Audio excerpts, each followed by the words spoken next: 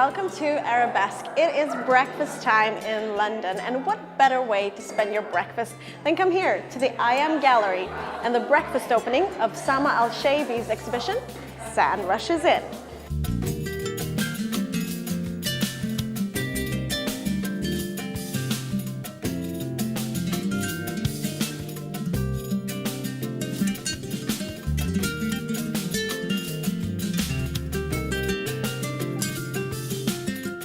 I was inspired by the 14th century Eastern traveler Ibn Battuta's book, Al-Rihla, where he journeyed across from Morocco to Mecca on pilgrimage, but wind up crisscrossing the globe and going all the way to China. And he's actually considered the grandfather of travel writing. I felt he was a perfect metaphor of the desert itself, the desert being an entity that does not respect nations' borders, that is void of centers and margins, that we from the Middle East and North Africa all live close to or over. In the wind, it drifts, it trespasses spaces, it reforms itself, and it also allows you some time to lose your way. You can lose your path in the desert very quickly.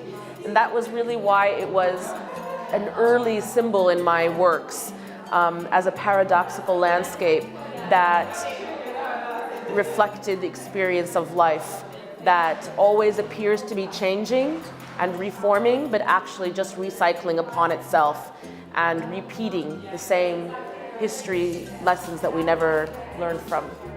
Then I decided to make the desert the subject, as well as the water. And in the 21st century lifestyles that we have, it seems that we have forgotten that these precious entities, shelter, water, food, and community, we go to grocery stores, we find our food there for us, we get in our cars, we unlock our doors, we go into our homes. In the desert, none of that's there, you know, and your mindfulness of what you need and how to preserve it and how to take care of yourself and each other really connects you back to the essential part of what it is to be human. What is the human condition? What is the human dilemma? And how have we distracted ourselves so much from what matters? So much that our environment is at near brink of collapse. And that none of these things will be available while we wage wars over ethnicities and religions and territories and money and oil.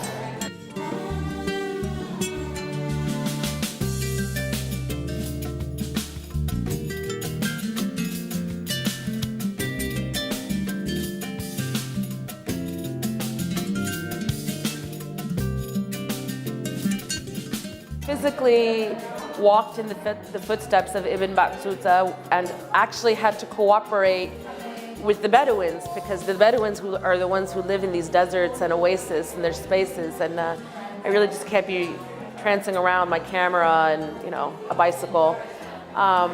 So it was really wonderful because it became this, I felt I went back in time and had the experience of what Ibn Battuta must have experienced, to be the outsider of what you're doing here. In the spaces that I went to, some of them, they're completely off the grid, you know, they're untouched by the 21st century life. Many places had no cell phones. I mean, at least in the Oasis, there's cell phones, and not even a cell phone. I mean, I really felt that I really walked back in time, and where one's integrity, right, and purpose has to be expressed by handshakes, eyes, communication. My Arabic language is, I understand it well, but even North Africa, it's a different kind of dialect. And to make people comfortable with you and see your intentions. They don't care that I'm a professor or an international artist or I've been in the Venice Biennial. None of that means anything to them. It's about how I participate in their community. Of course, I'm their guest, but I had to wake up every morning and to wash dishes and prepare the meals and and walk and take my fair share and play with the babies and the children and tend the animals. To become part of that system, that's where the trust grew. And to have this book of Ibn Battuta, to be reading the translated version about these sort of experiences of integrating yourself into somebody else's experience to really understand that other, so they're not the other, that you become brother and sister through that experience.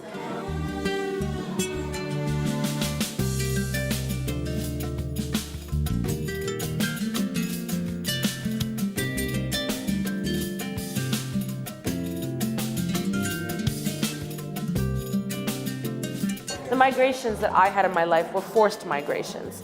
They were not by choice, being an Iraqi Palestinian. And as the eco-refugees, that's the same dilemma. This is not 100,000 people. This is a massive impact to the global region. In Africa, when they're out of water, now they have to go into hostile territories where their daughters can be kidnapped, their wives can be raped. The eco-refugees have all of the political insecurities that the political refugee has. It has all of the same vulnerabilities and anxieties, but at mass scale. Stroke from God, or however you want to say it. It's something that they're not implicated or responsible, or they don't bear the responsibility for. But yet, it seems that there's so little interest because it's not politically interesting. There's nothing to vie for it. And so it's really left to a very small group of people, some scientists who are largely ignored by our politicians in power, and cultural producers, writers, poets, musicians, actors, and artists. When I was in the 2013 Venice Biennial, the issue of water and the environment was prevalent. Pavilion to pavilion that you would go to, you would see this anxiety and concern and the vulnerability expressed in different ways.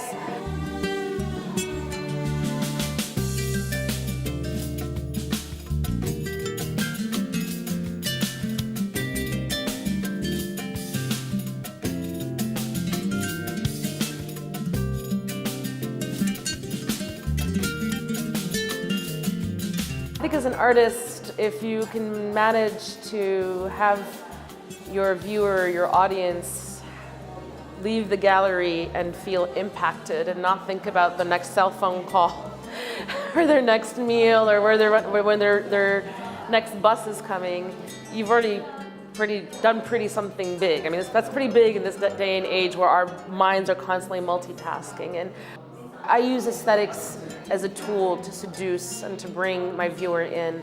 I'd much rather have them to leave with questions than answers. I don't like to preach through my work, and I don't like to serve the answer in a platter.